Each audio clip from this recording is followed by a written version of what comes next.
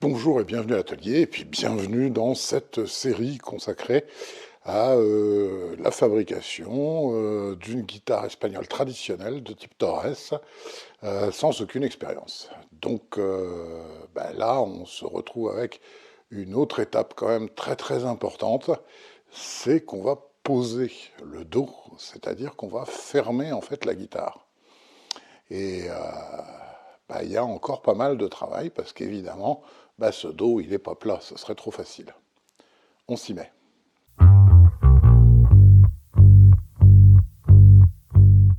D'abord, on va s'occuper de ce qui dépasse, c'est-à-dire ici et là, sachant que ici, on va couper ça avec une scie japonaise.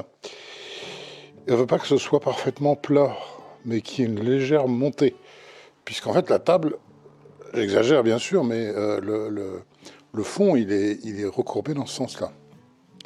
Ici, on va se débarrasser de ces deux éléments et puis on va affiner ici de manière à avoir à nouveau, pareil, une petite surface qui correspondra, alors que c'est moins prononcé de ce côté-là que de ce côté-là, bien sûr.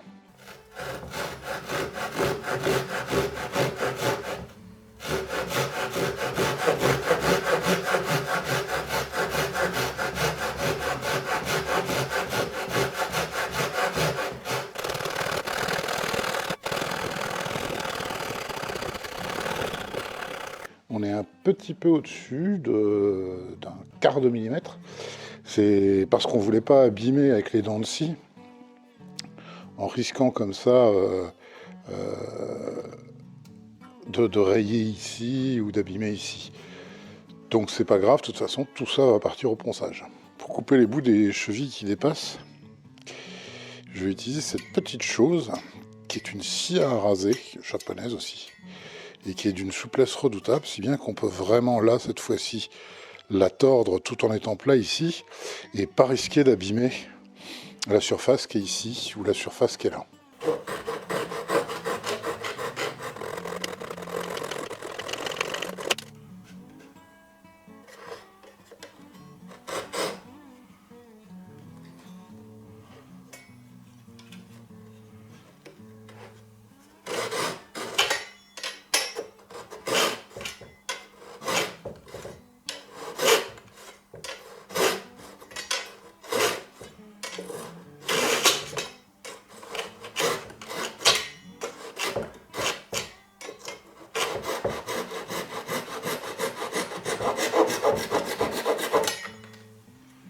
Et hop, on va pouvoir maintenant installer les deux contre-éclisses. Je rappelle qu'elles ont été laminées avec une partie quart de rond et une partie plane. Et la partie quart de rond va vers l'intérieur de la guitare, puisque c'est un effet un peu esthétique. Si jamais on regarde à travers le trou d'harmonie, on verra que c'est pas juste une surface coupée plane comme ça. Donc il va falloir les ajuster, puisque évidemment ils sont trop longs.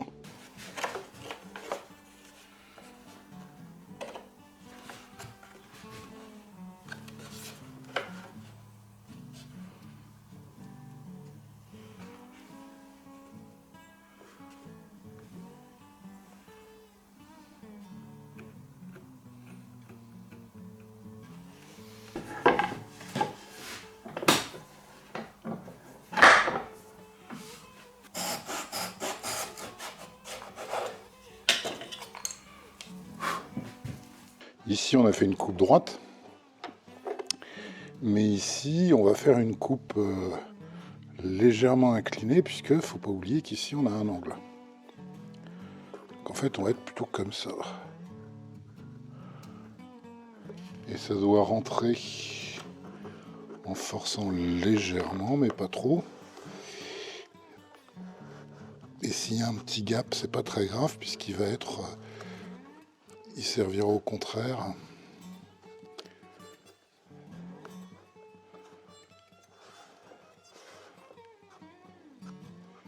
à bien plaquer, comme ça.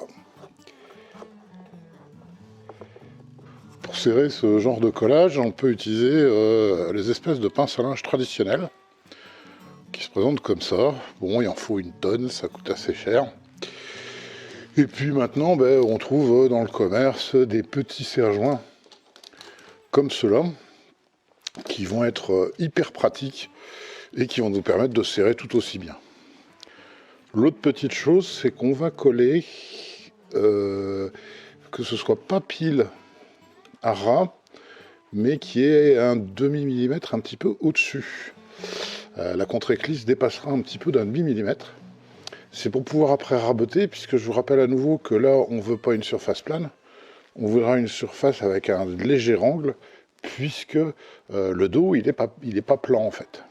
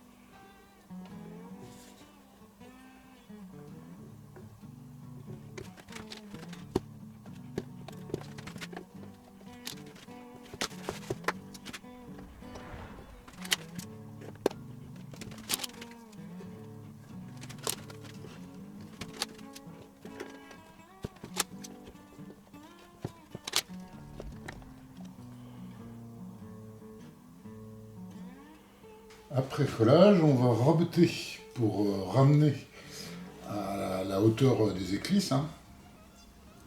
Mais ce qu'on va faire, c'est on va faire ça avec un léger angle, puisque, je le rappelle, le dos va être bombé, et bombé en fait.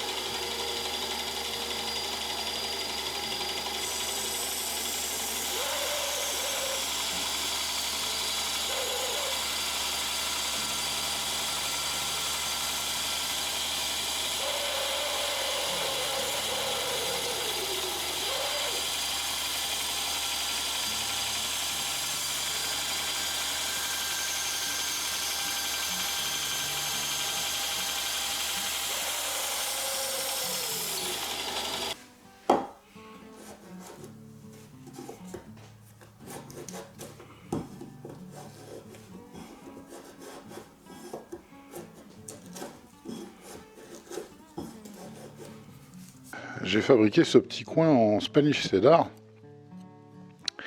C'est parce qu'ici j'ai un problème. J'ai pas fait assez haut en fait l'épaulement.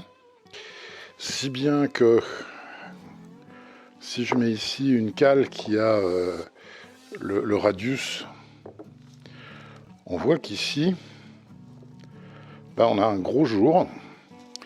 Ça veut dire que le fond va pas adhérer ici. Et si on essaye de forcer, on va contrecarrer en fait tout le travail qu'on a fait au niveau des barrages. Donc c'est un peu nul.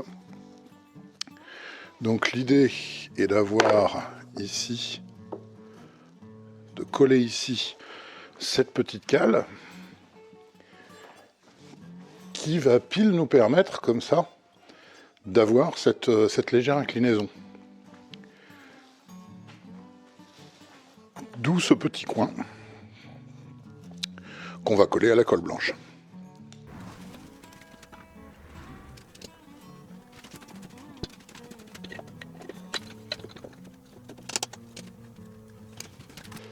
donc on a un souci à résoudre, c'est qu'on voudrait poncer tout ça, mais de manière à ce que ça garde la courbe en fait qu'on a donnée au dos de cette guitare. Et elle n'est pas du tout plate. Hein. Et en particulier, on veut qu'ici ce soit absolument parfait par rapport à cette partie-là, hein, que ça touche tout du long. Pourquoi? Parce que le manche va avoir tendance à faire ça avec la pression des cordes. Et donc, il va appuyer là-dessus. Donc évidemment, on recoupera ça, hein, mais déjà, il faut ici qu'on ait vraiment la courbe qui correspond à celle-là. Donc on va utiliser comme cale à poncer la cuvette qu'on avait utilisée dans le ciel, justement, pour donner la forme à la table d'harmonie et au dos de la guitare. Donc on va simplement mettre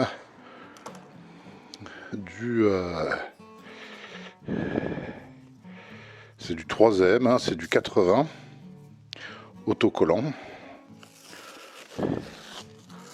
qui va nous donner comme ça une surface complète de ponçage.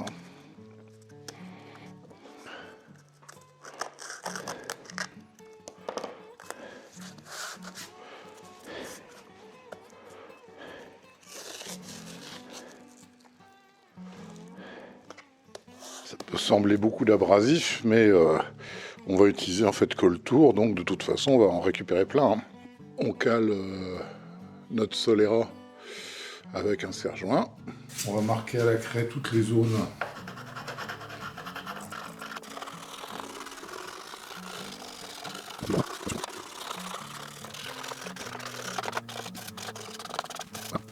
et on va poncer en fait en faisant des mouvements comme ça. Et on ne cherche pas à appuyer parce que si on appuyait, on pourrait se retrouver avec des différences de niveau. On laisse vraiment faire l'abrasif.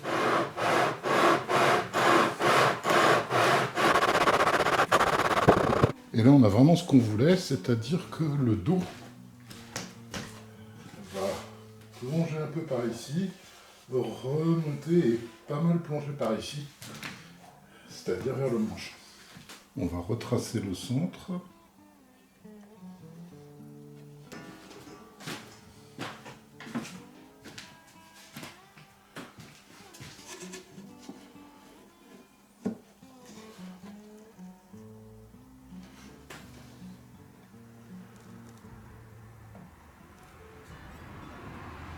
Ayant bien positionné notre gabarit, on va pouvoir marquer une encoche.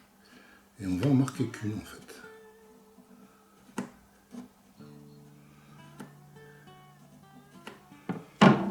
Comme ça.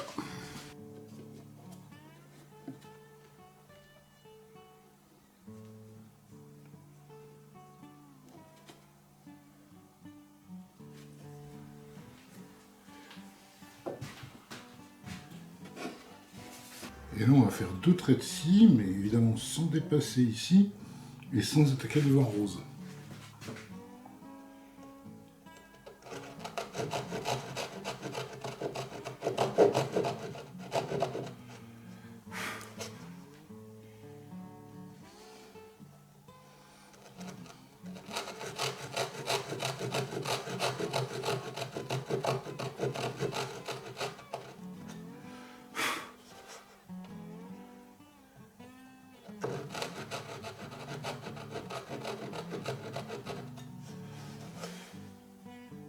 Et là, avec un ciseau de 3 mm, on va marquer, mais on va marquer un petit peu au-dessus du trait.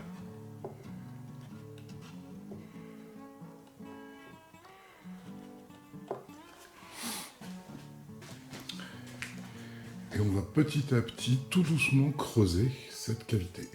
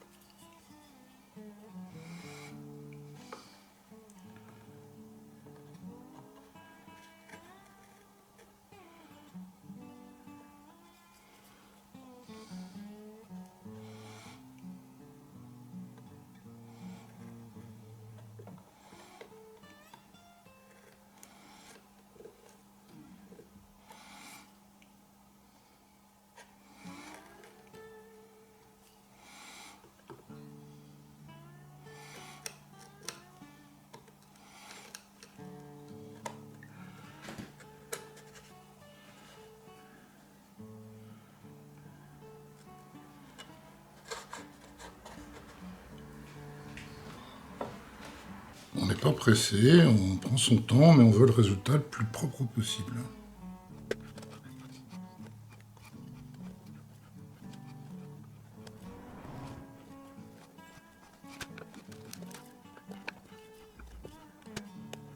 Alors on va pouvoir faire un premier essai.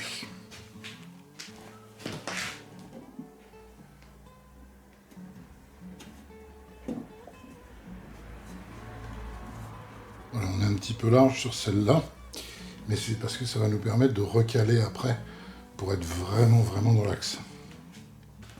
Donc il faut toujours faire, là c'est 6 normalement, j'ai fait celle-là quasiment à 6,5.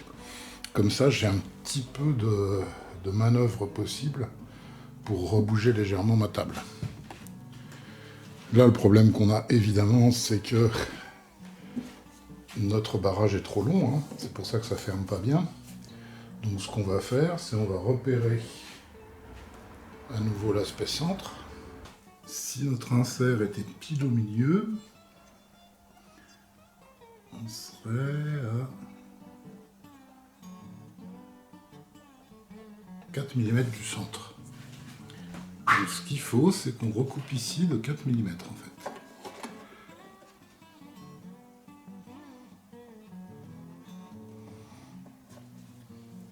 Donc on va recouper celui-là de 4 mm.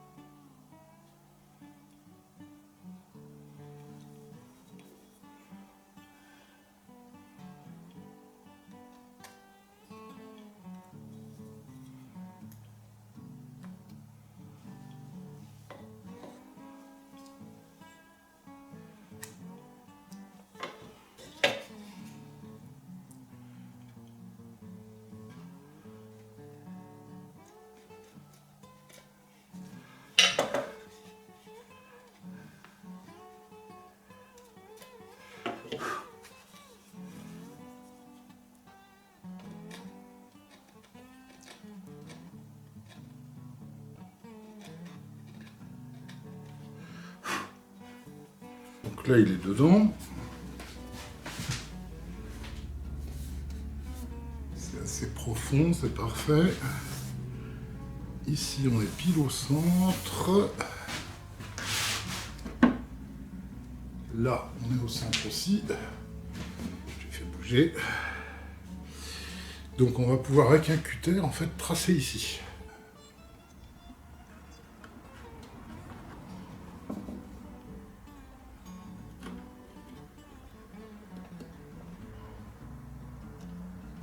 Et on va recommencer la même opération.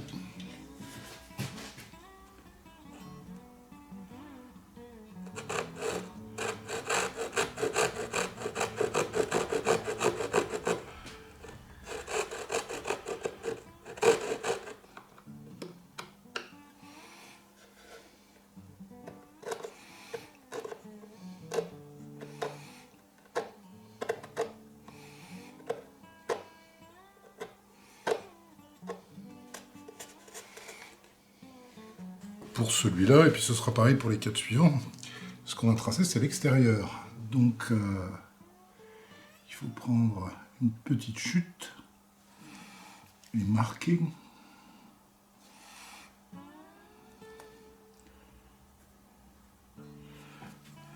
l'épaisseur en fait de notre éclisse avant de couper.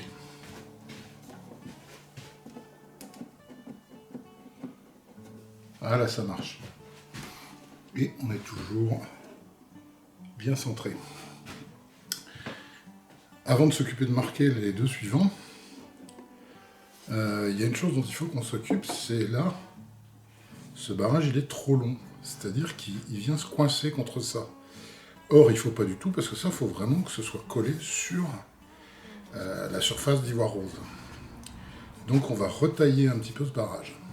Pour ça, c'est tout simple. On repositionne.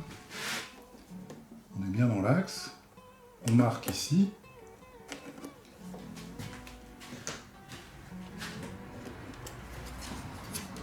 Et on mesure en fait de là au bord. Donc on a 7,3. Pour vraiment pas prendre de risques, au lieu de 7,3, qui nous amènerait quelque part ici, on va compter 7,5. Ce serait con qu'il y ait un bout ici qui se retrouve coincé et qui nous déséquilibre en fait toute notre guitare. Et comme je l'ai dit, ce collage ici, structurellement, c'est lui qui va empêcher le manche de remonter du fait de la tension des cordes. C'est quand même un truc important.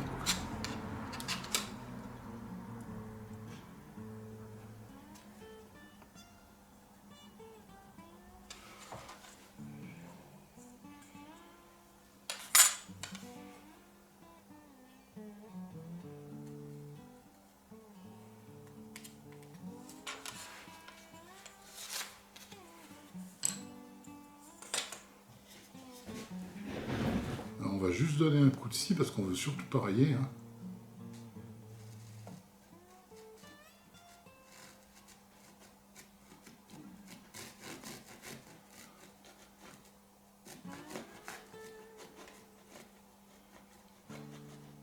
Surtout que là on est un petit peu bombé comme ça.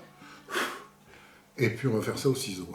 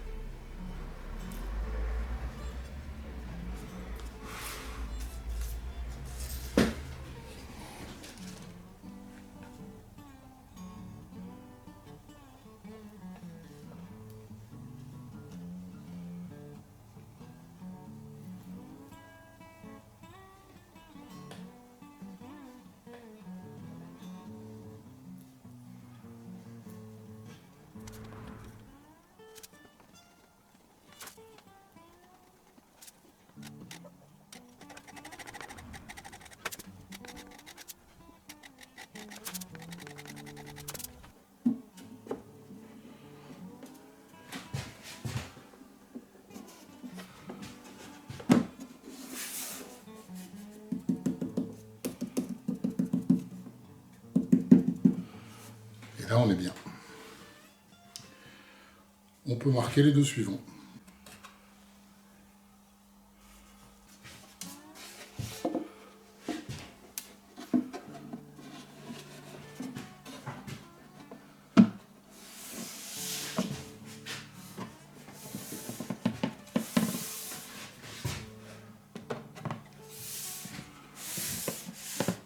Avant de refermer, il faut qu'on installe nos supports. Nous, il va falloir en particulier recouper un peu celui-là qu'on avait laissé long Ceux-là sont bien, bien sûr. Donc on va adapter la hauteur de ceux-là. Voilà, on va pouvoir les coller. Et on va bien avoir ce dont on parlait, c'est-à-dire ce rectangle qui va être formé par les deux barrages du dessus et du dessous, et puis ces deux contreforts en fait, pour soutenir toute la partie touche, et donc pour participer en fait à la solidité par rapport à la tension des cordes.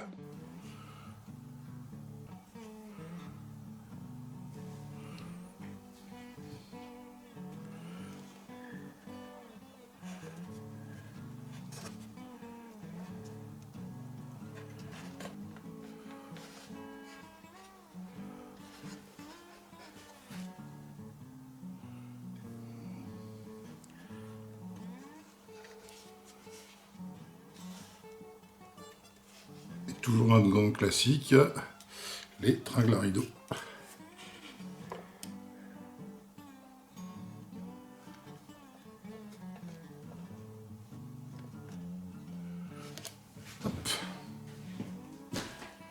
Dommage, j'en ai pas trouvé qui soit un petit peu moins longue.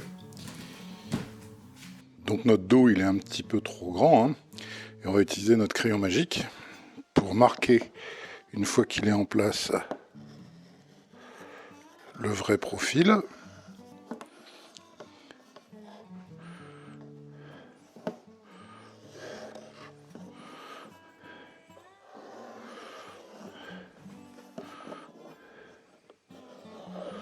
On va redécouper ça à la scie à ruban. Ça nous économisera du temps après, à la fleureuse.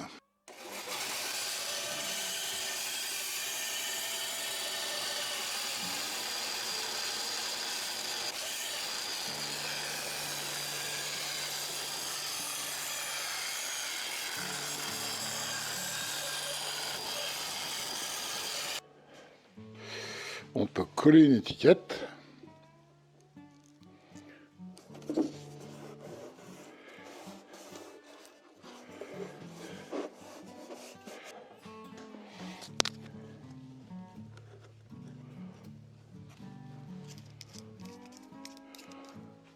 On vérifie que tout va bien. Et on va mettre un filet de colle. Sauf bien sûr ici on va en mettre un peu plus. Et alors par contre ici on va vraiment mettre juste une goutte de colle, parce que évidemment quand on va appuyer on veut pas sinon que la colle elle coule à l'intérieur, c'est un peu con quoi. Donc on sera vraiment un petit peu parcimonieux au niveau de la colle pour les six endroits qui sont ici.